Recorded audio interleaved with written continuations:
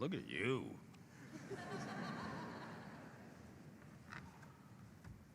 Something going on here today? You're all dressed alike. Weird.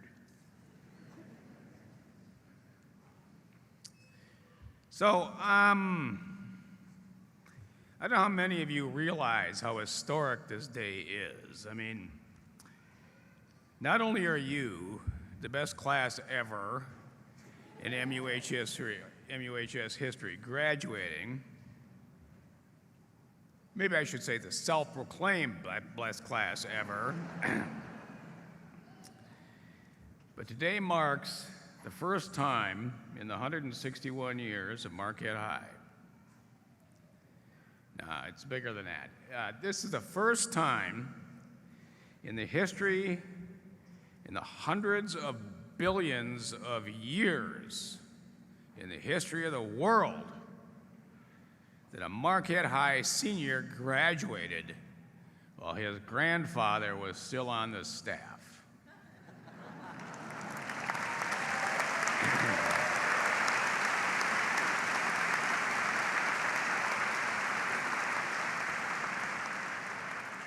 And it was impeccable timing, too. Had he waited one more week, one more day even, it would have been too late. Way to go, Kearney. On a lighter note, what can I tell you about life as I have learned it through the past 76 years? I certainly can't tell you all of it. We haven't got that kind of time, and it's a bit warm. So let me focus on a few things. Some of what you may have heard some of this before, but I don't care. You are about to embark on the next big adventure of your life. Wherever you go, it will be a challenge. I'm sure you're aware of that. You will be in a new environment with strange people, some of whom will be in the same boat as you, some of whom will be experienced, new classes, new social situations, etc. The best thing I think I can tell you is be yourself. You may be tempted to play the game, be someone you're not just to fit in. But that kind of thing can go on forever with no positive outcome. Even if it gets uncomfortable, just be yourself. Trust that you are a good person and that other good people will recognize that. Be honest about who you are. You had a longtime teacher here. A number of your dads who went to Marquette High will remember him. Frank Kopinski. Frank was a rough, tough guy who was quite opinionated. But one thing a person had to admire about Frank is this: he was always honest about who he was. Like him or not, you knew that if he had said something, he believed it, that he was being honest. A person never had to guess. And many people I know respected him for that. Second, when you're out of college and looking for work, find something you really love to do. As Joseph Campbell would say, you didn't think we were going to get through this without this, did you? As Joseph Campbell would say, follow your bliss.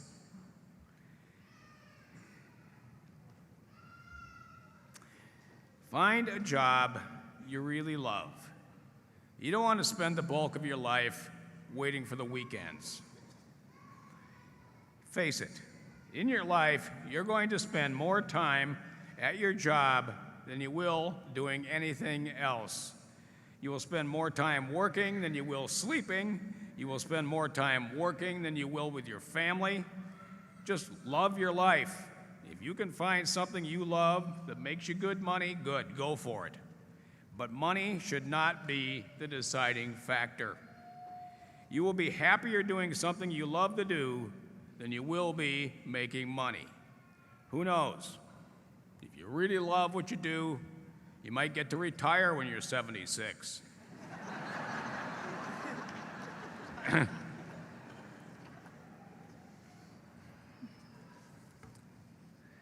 Third, marry for love. It's the only good reason there is. Marriage is a challenge. Ask any married person.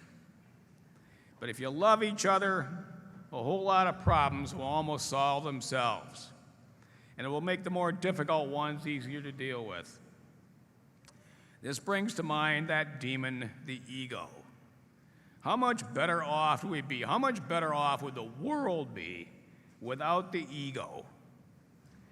But we can't help it. We're born that way. There's nothing in this world more egoistic than a newborn baby. That little bugger is a monster.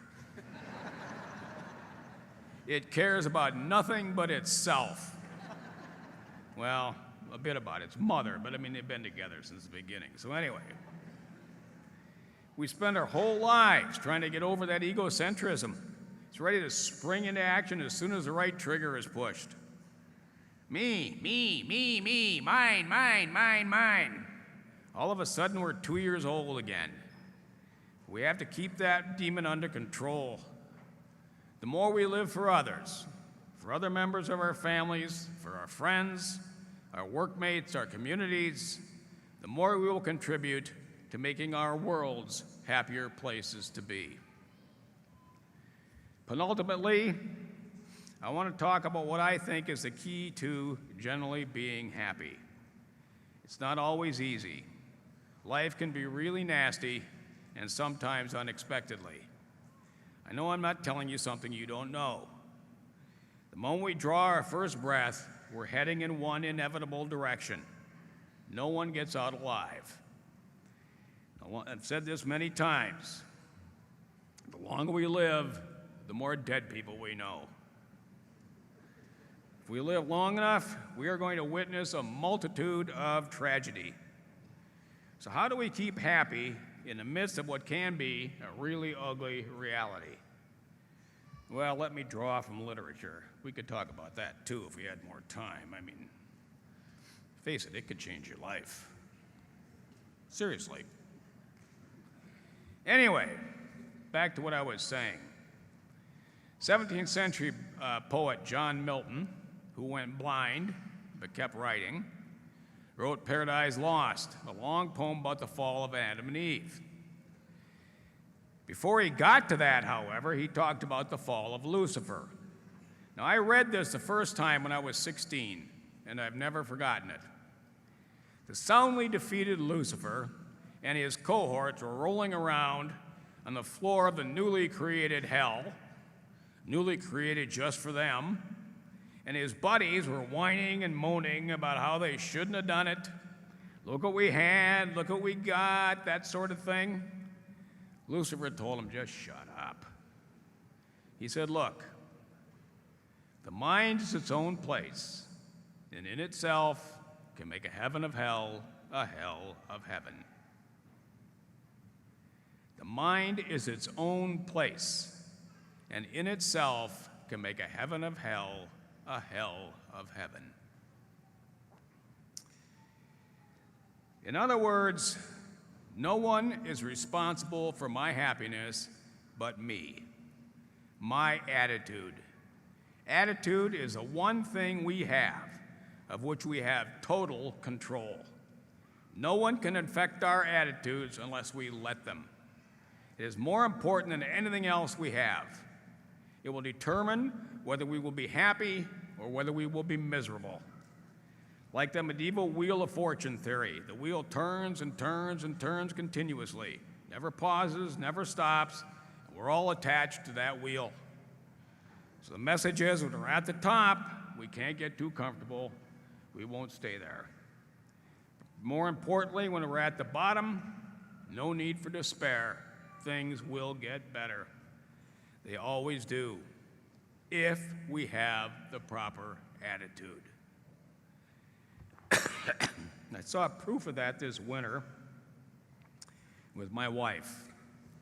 She was facing one of the nastiest realities a person can face. But she, a person I would not have previously described as particularly tough, dealt with her plight in stellar fashion.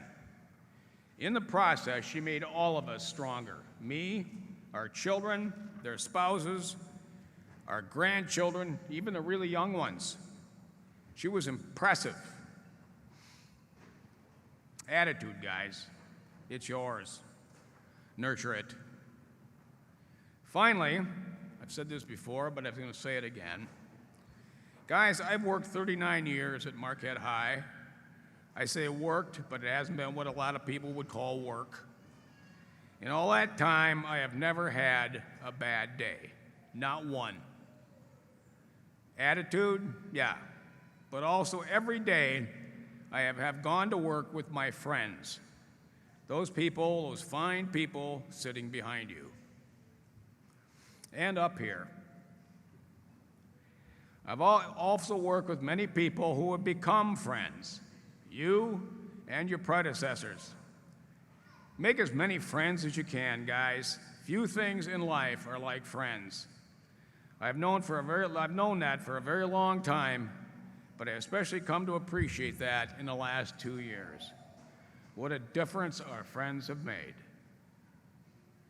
So, you are my last class at Marquette High, and you've been a good one. I've had a special interest in you, but it ultimately goes well beyond kin. I have been impressed with what really fine people you are, and I feel fortunate to have gotten to know you. Thanks for what you've done to make my last year a good one. Have a great life.